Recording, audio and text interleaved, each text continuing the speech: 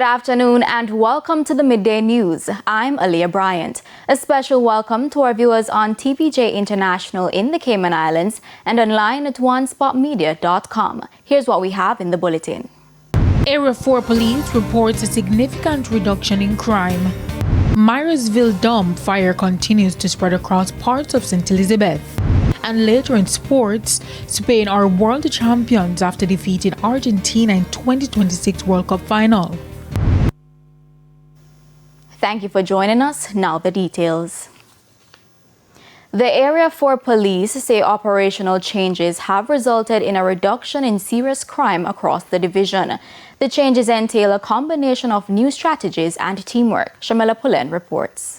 The JCF's Area 4 covers Kingston Central, Kingston Western, St. Andrew South, St. Andrew Central, and Kingston Eastern divisions that have long been plagued by serious crime.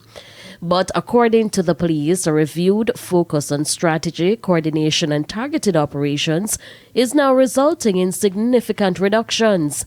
We had 342 murders in the year 2024.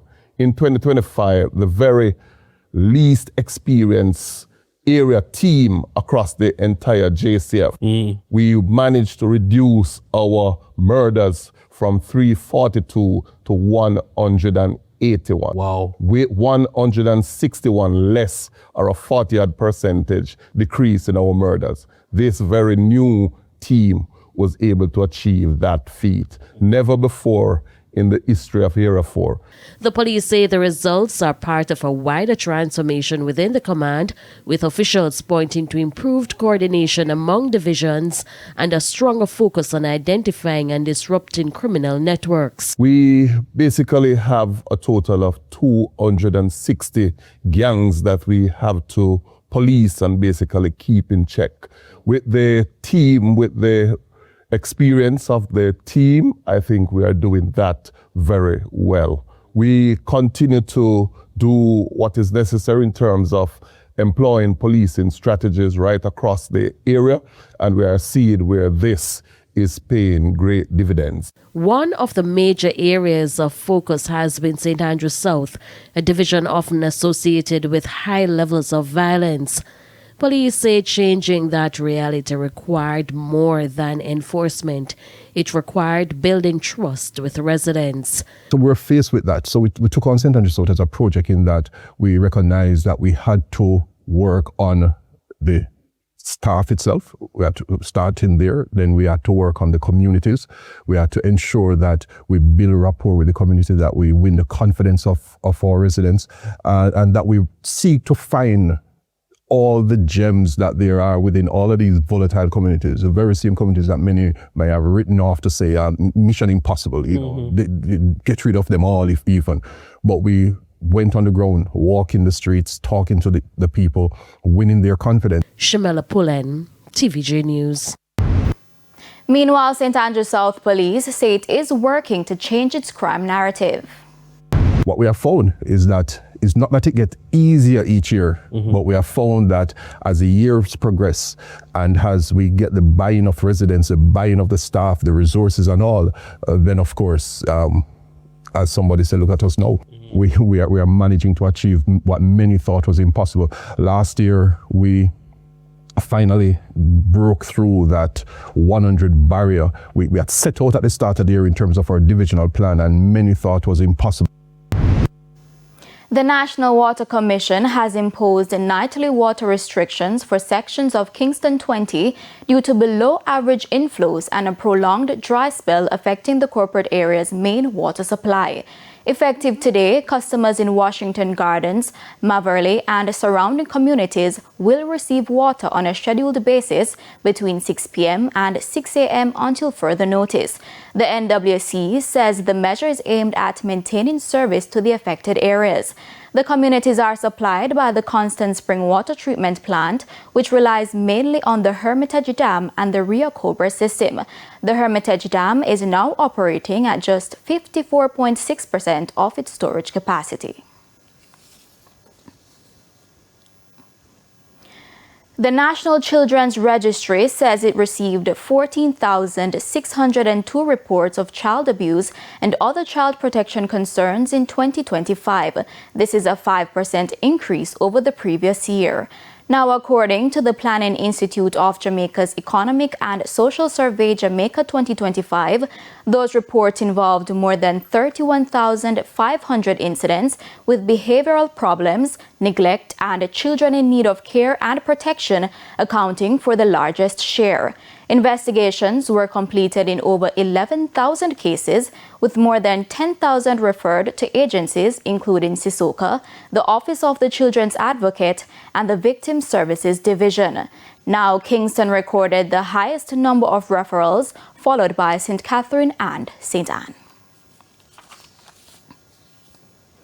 Deputy President at UTEC, Professor Shermaine Barrett, says student success remains central to higher education. Speaking recently at the Ministry of Education's Higher Education Conference in Hanover, Professor Barrett said that student involvement plays a key role in shaping their overall experience and personal development. We do quite a bit with our first year students. This is not the ragging that they do on dorm. This is structured that, at the level of the university to help students to meet other students. Because of course, if you feel like a family, a part of the family, then you'd want to engage and stay. But then it goes beyond that.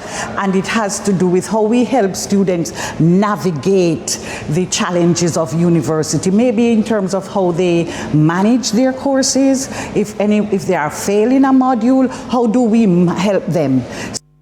She explained that the university focuses greatly on helping students navigate academic and personal hardships. And is about helping the students navigate their program, their specific program area. So we believe that this potpourri of approaches would help students to enter the system of advisement from any of those angles. And then tied in within it is this referral process. So if I find that this problem the student has is linked to finance, then we can refer them to finance. If it has to do with welfare, we can refer them to the welfare department. If it has to do with their mental health, then we can refer them to the health department. So that's some of the things that we are working on. Residents in St. Elizabeth are reporting worsening conditions as the fire at Myersville dump continues to rage. They say they woke up to thick smoke in the atmosphere. The smoke has also spread to communities in Manchester, including Montpelier and Spurtree. Residents have reportedly blocked the road leading to the dump, forcing garbage trucks to be diverted to Manchester. Now, speaking with TVJ News, Executive Director of the National Solid Waste Management Authority, NSWMA, Audley Gordon, said he is aware of the situation and that efforts are underway to resolve the issue as quickly as possible. This started on Friday afternoon, the 17th, and we were alerted. The usual protocol would have kicked in. We made contact with the Jamaica Fire Brigade. Upon arrival, they assessed the wind, and based on the wind speed and the amount of smoke, they considered it very, very dangerous to approach the area where the fire was, and so urged caution. The wind was sustained throughout the weekend, the heavy winds, and it was very, very dangerous for us to go in and do the kind of intervention which we would have normally done. As we speak, the fire department is assessing to see if conditions have improved, and we have started as NSWMA some light intervention, and things seems to be improving from our perspective, but we are still working with our colleagues at the fire brigade to make sure that we don't endanger the lives of our crew. We are very concerned with the smoke nuisance, and we are very eager to begin applying cover material to reduce same. We ask the public for their understanding at this time. It's time for a break. Stay with us. More stories when we return.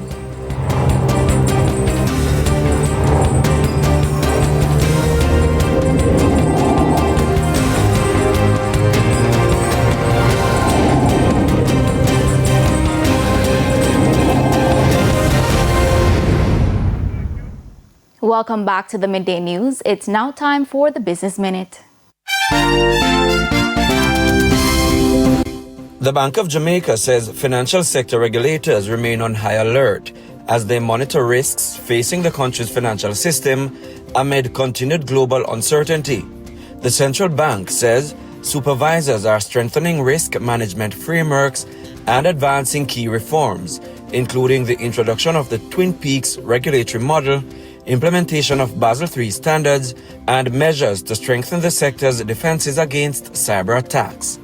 The BOJ also warned that insurance companies could face continued cost pressures as claims related to Hurricane Melissa continue to be processed. It says this could affect the affordability of insurance products for companies and, in turn, the profitability of insurers. Further afield, $4 gas is back. AAA says that's the national average cost for a gallon of regular on Monday. It represents the second time that the prices at the pump have hit the $4 mark during the war with Iran. Hope for a long-term ceasefire had subdued prices in recent weeks. Now, however, the US and Iran are back to trading strikes and fears of a broader regional conflict are brewing.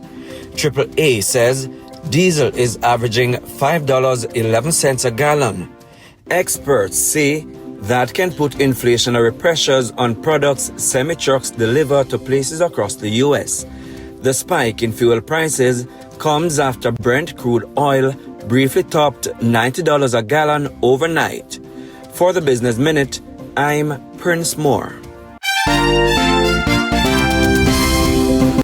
Thank you, Prince. Time now for the top stories from around the world. In the region, 8 Venezuelan nationals escaped the Immigration Detention Center in Trinidad and Tobago last Saturday. The Trinidad Police Service is warning the public not to harbor them. Police say anyone who assists the men could face arrest and prosecution. Authorities say 14 detainees escaped after allegedly overpowering detention officers during a disturbance. 5 have since been recaptured, while a coordinated search continues for the remaining 8. And on the international scene, the U.S. military has launched a 9th consecutive night of strikes against Iran. U.S. Central Command says the operation is aimed at further weakening Iran's ability to target ships transiting the Strait of Hormuz. Iranian state media reports several cities were hit, while Tehran has vowed to retaliate. Meanwhile, the UK Maritime Trade Operations says it has received a report of a ship on fire off the coast of Oman near the Strait of Hormuz. The cause remains unknown. And those were the top regional and international stories. And we head to our final break. When we come back, we'll have your Midday Sports Report.